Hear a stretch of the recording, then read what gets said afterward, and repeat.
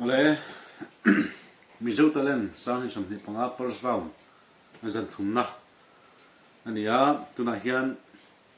Emmanuel Lalrangota ron so verdona ege ron so don ege ron ti don kan thian hol don ani ole zanen a hian he kan sui du chu he mizo talen so react tu hianin LPS te nena phalna dil thapin kan rekani ti kha kan se masadua phalna nei lovin kan rek lo ni ti la kham lo fres saktun kan gen chawa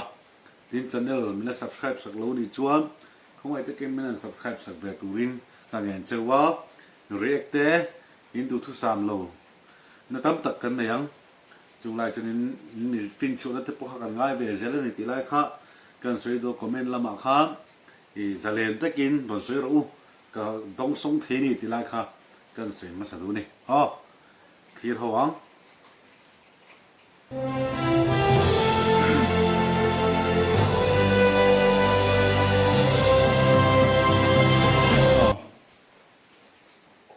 iming kha khong ain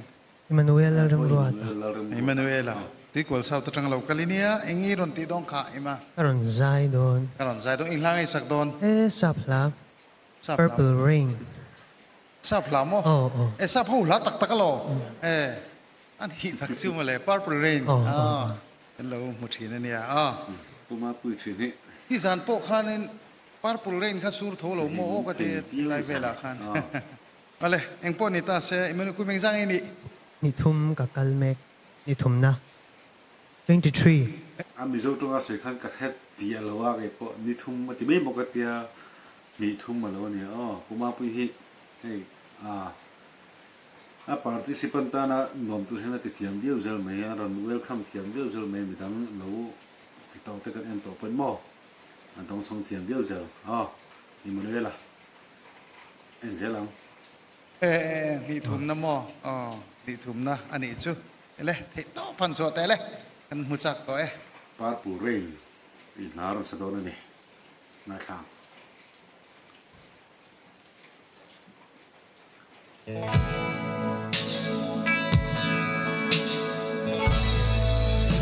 I never meant to cause you any sorrow.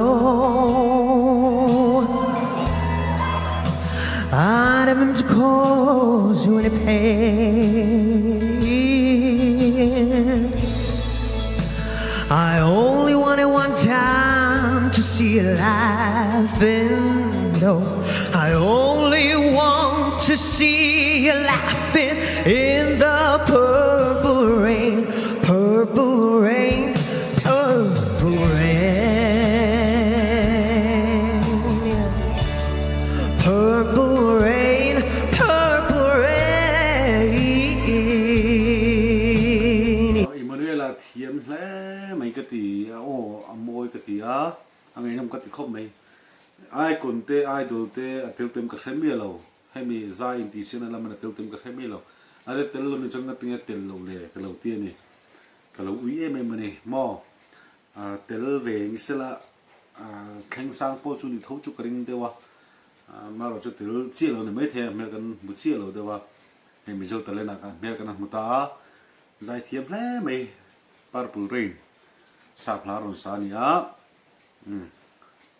khir zelang Yes, purple rain, purple rain. I only want to see you laughing in the purple rain. Honey, I know times are changing. It's time you reach out for something new, and that means you too. Yes, say you want a leader, but you can't seem to make up your mind. And you better close it and let me guide you to the purple rain, purple rain, purple rain, purple rain, purple rain. I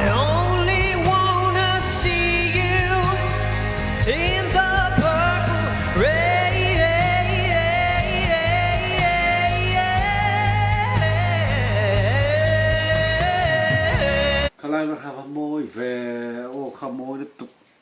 khúc rây thì bốc khúc rây thì kinh rây mình khá lai xin là cô thì khép cô về khá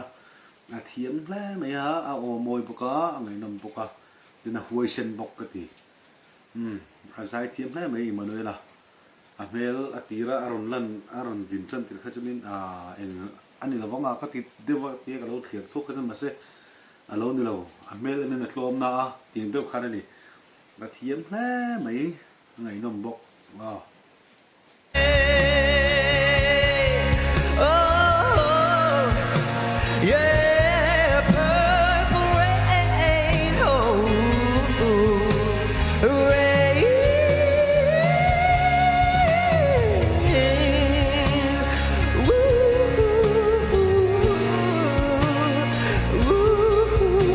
I only wanna see you laughing in the purple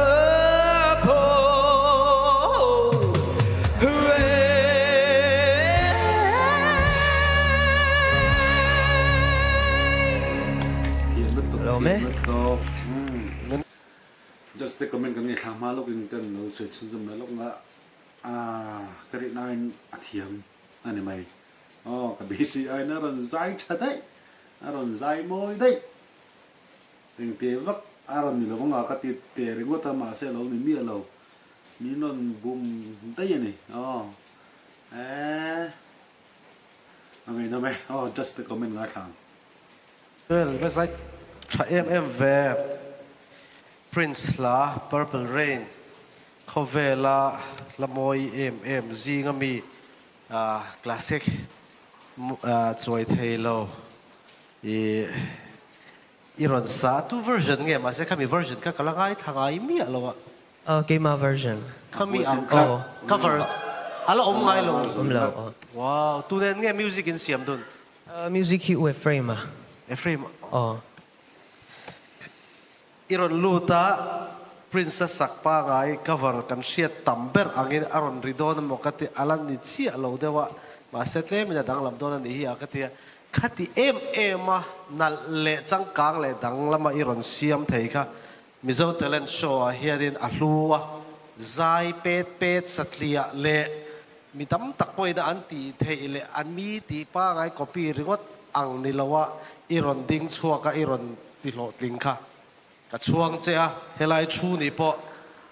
anuam min aphur om le sotin ka sia chuan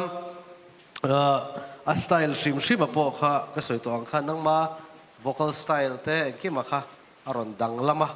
amaro chu tu thu sam tok lo lai te an no than hit tok dik tok lo lai te le enga mo chu a om te mewa khang ho kha aya thale zualai ti phei chuanin next round ni thlen lau chuan thateuin mi te ti ngai lo mi te ti to sa a thing ring top lo wa mo iron ti kha khati ang kha kan be se le zel tura ngai tai la anuam kati Purple Rain ron sa ka lo Puvi ka he kan mizo musician te singa music hiam musician cha kan ne te singa mi nia la te puya alo se me ba anga thakam poka ha tu na mi te po the prince of la Purple Rain ron sa na te po kha se khan Puvi ka te hauta na jonin khati nga bung thar anan kai te me an idea thar an sakdan lo nga anan mucho khum thim te kha nuam do hin garing ani Puvi ka comment angai nom khop mai o me Hello me. Po. Emmanuel te khain tinge zo chong khan ni siam Pathian kan hne na kan hne na pathianom te na ni ta tuikal south changiron kala iron zaya turin ti sia ka sa plaron sama saber ini adik tru ai hi ang lawang chuan a hlom hlang ang chuan inin ka sia izai tlar khatna en sa zawa to pa in hoi mak te kha cha katia khakhanin ila izai shimshim ka achoi rewa chuan I ochak ro pui deuh ti hum chi nei nilo ma la I o I mang thiama chuan a hla kha in thak chho char ni wangin thlak chho thut an ta khanga hai itum fu lawang ti kalo hlau lu to ka i han tum fu le thina kaloma chuan an niam purple ti la yang chianga te khan kha ai khan handa nget la han inglo jok la chu chu tiang te te chuan a choi zwala chen ka ringa tin prince nen po engmut ti tak chuan chete chuan in an na in nei o chu ani se izai tha a tin ma son zel turin theina tam tak inei ni zai tamla kha aya ro pui rap thak mani one ang anga a hla zira kan o kha siam re mangai hunoma khang anga po khanin he ang chi te ai kon kan seng thau toi te ka zep zok to a khang chi te ka han rol keu la ti luat om si lavin khang te te khan izai quality kha tle mina han upset chet don ni tin purple a te po khan han tinget zwal ta la a chan chu a convincing tok lo thina nget lo dewa niamanon sakhian kha te mai khani se izai tha e Rosie po dia hai ve viang next round na chuan purple rain khai sa to lawang tro sa to me su oi ti de chuan a chan chu hit de wai sak to no khan next sa chuan sa du to re ra su chulai te chu ka soi tel duwa chuan chuan nu te hian a soi thowa izai thiam kan ti du na niang min ti trap ke ba oi iron zai tir khanin headphone ni kalola wa lo ni chumo